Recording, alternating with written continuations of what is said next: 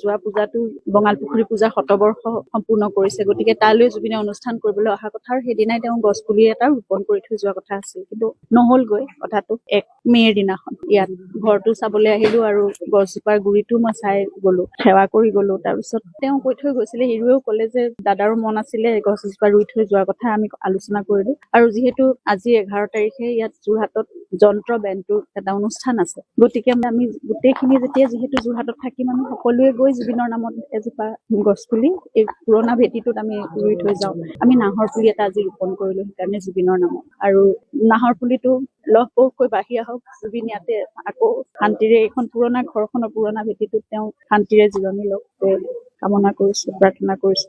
আজি আমি বঙাল পুখুৰীৰ আমাৰ পুৰণা ঘৰখনলৈ আহিছো। জুবিনে এজোপা পাইন ট্ৰি ৰুইছিলে এইখিনি জেগাতে, আৰু খুব ওখ হৈ গৈছিলে, ঘৰতকৈ ওখ, বহুত দূৰৰ পৰা দেখি থাকি গছজোপা। আমি ইফালেদি পাৰ হৈ গলে সদায় চাওঁ আৰু কওঁ, গল্লি তুমি ৰোৱা গছজোপা বহুত দূৰৰ পৰা জিলিকি থাকে। আনকি 2024 চনলৈকে আমি ইয়াত যেতিয়া ভাইমন্দাৰ শ্বুটিং কৰি আছিলো, তেতিয়াও এইফালে সদায় পাৰ হৈ যাওঁতে ফ্লাইঅভাৰ হ'ল, এতিয়া যোৰহাটখন বহুত সলনি হ'ল, ইমান ওখ ওখ অট্টালিকা হ'ল, কিন্তু তাৰ ওপৰতো গছজোপাই মানে একদম সুদৃশ্যভাৱে মূৰ দাঙি থিয় হৈ আছিল। জুবিনে সৰুতে ৰোৱা গছ, সৰুতে মানে কলেজত পঢ়ি থকা সময়ত। আৰু যেতিয়াই যোৰহাটলৈ আহে তেওঁ, এতিয়া হিৰু দত্ত তেওঁলোকে ঘৰটো তেওঁলোকৰ পৰা কিনিলে, 2003 চনতে ক্ৰয় কৰিলে। গতিকে সদায় অহা নহয়, জুবিনৰ সময়ো নিমিলে, কিন্তু ৰাতিও কেতিয়াবা 2 বজাতো গেট পাৰ হৈ আহি পেলাই গছজোপা সাৱটি ধৰে, কথা পাতে, কাৰণ সেই গছজোপাৰ লগত বহুত কিবা এটা আত্মীয়তা তেওঁৰ আছিলে, কথা পাতি যায়। ইতিমধ্যে চাগে সামাজিক মাধ্যমত বহুতে সেইবোৰ পুৰণা ফটো দেখিছেও। 2024 চনৰ অক্টোবৰৰ 29 তাৰিখে ধুমুহা এটা নিশা আছিলে, অতি আচৰিত ধৰণেৰে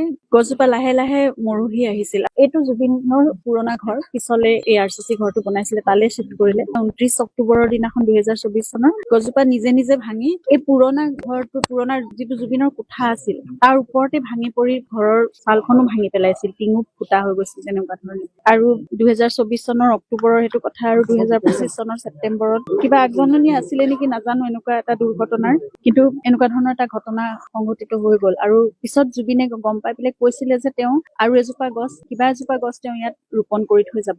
এইবাৰ যোৱা পূজাটো বঙাল পুখুৰী পূজা শতবৰ্ষ সম্পূৰ্ণ কৰিছে, গতিকে তালৈ জুবিনে অনুষ্ঠান কৰিবলৈ অহা কথা আৰু সেইদিনাই তেওঁ গছ পুলি এটা ৰোপণ কৰি থৈ যোৱা কথা আছিল, কিন্তু নহলগৈ কথাটো। 2025 চনৰ 19 ছেপ্টেম্বৰৰ দিনাখন অভাৱনীয় ঘটনা এটা ঘটি গ'ল। মই সেইদিনাখন চাবলৈ আহিলো, আচলতে 1 মে'ৰ দিনাখন ইয়াত ঘৰটো চাবলৈ আহিলো আৰু গছজোপাৰ গুৰিটো মই চাই গলো, সেৱা কৰি গলো। তাৰপিছত তেওঁ কৈ থৈ গৈছিলে, হিৰুৱেও ক'লে যে দাদাৰো মন আছিলে গছজোপা ৰুই থৈ যোৱাৰ কথা, আমি আলোচনা কৰিলো। আৰু যিহেতু আজি 11 তাৰিখে ইয়াত যোৰহাটত যন্ত্ৰ বেণ্ডটোৰ এটা অনুষ্ঠান আছে, গতিকে আমি গোটেইখিনি যিহেতু যোৰহাটত থাকিম, আমি সকলোৱে গৈ জুবিনৰ নামত এজোপা গছ পুলি এই পুৰণা ভেটিটোত আমি ৰুই থৈ যাওঁ।